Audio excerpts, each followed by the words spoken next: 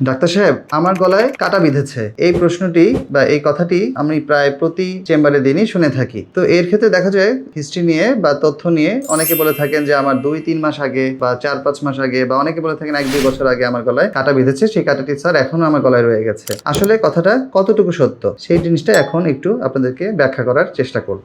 গলায় কাটা ফুটেছে, গলায় খুব অস্বস্তি হচ্ছে, এরকম সমস্যা যখন নিয়ে আসেন, যদি শুনে থাকি যে গত 2-3 দিন আগে খাবার খাওয়ার সময় মাছে কাটা বিঁধে গেছে, যেটাও খুব কমন একটা বিষয়, সেক্ষেত্রে অবশ্যই আমরা মুখ ভিতরটা ভালো করে দেখি, বিশেষ করে টনসিলের জায়গাতে এবং আরও কিছু জায়গায় মাছে কাটা আটকে থাকে। তখন আমরা সেই কাটাটা ভালো করে দেখে বের করে নিয়ে আসি। তবে আপনাদেরকে আরেকটা জিনিস বোঝানোর জন্য বলছি, অনেক সময় মাছের কাটা না, আমাদের গলার হাড়ই আমাদের গলার কাটা হয়ে যায়। সেটা কিভাবে?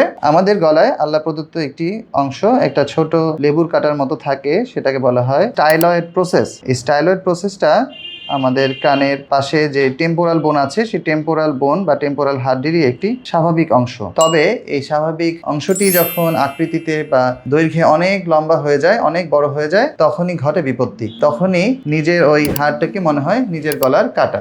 আমরা আমাদের মাথার খুলির একটি ছবি দেখছি। এই যে টেম্পোরাল বোন, এই হাড্ডিটি, সেই হাড্ডির একটি অংশ হচ্ছে এই স্টাইলয়েড প্রসেসটি, যেটি লেবুর কাটার মতো থাকে। তবে অনেক বড় হয়ে গেলে তখন এটি গলার দিকে এসে আমাদের নিজের গলার কাটার মতো বিঁধতে থাকে। এই ছবিটিতে আমরা দেখতে পাচ্ছি স্টাইলয়েড প্রসেসটিকে স্বাভাবিক যে দৈর্ঘ্য আছে সেই দৈর্ঘ্যের মধ্যে রয়ে গেছে, কিন্তু কোনো একটি কারণে, কোনো প্যাথোলজির কারণে যদি এটি অবাঞ্ছিতভাবে অনেক লম্বা হয়ে যায়, তখন এই লম্বা এবং সরু চোখা এই হাড্ডিটা আমাদের নিজের গলায় নিজের কাটার মতো করেই বিঁধতে থাকে। তখন দেখা যায় ঘাড় ঘোরালে, ঢোক গিললে গলার মধ্যে অস্বস্তিকর ব্যথা, কাটা কাটা অনুভূতি হতে থাকে। এমনকি আশ্চর্যজনকভাবে এই লম্বা হাড্ডির ব্যথার কারণে আমাদের কানের ভেতরেও অস্বস্তিকর অনুভূতি হতে থাকে।